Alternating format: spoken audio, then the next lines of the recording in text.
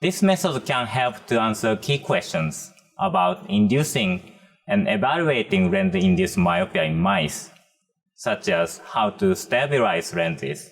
The main advantage of this technique is that all of the steps have been optimized and standardized, allowing the acquisition of precise, reproducible, and comparable results across labs. Generally, people new to this method will struggle since it's very hard to glue the eyeglasses onto the mouse head stably without any practice.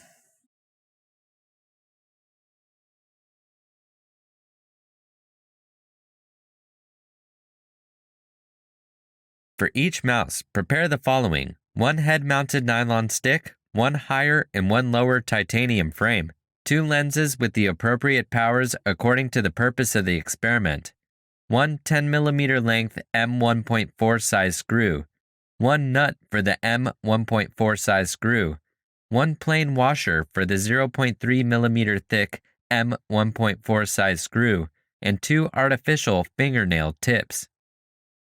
To assemble the right eyeglasses frame, arrange a fingernail tip to face the outside direction to achieve the best protective effect, and adjust the angle between the fingernail tip and the frame to about 130 degrees to avoid masking the mouse vision field.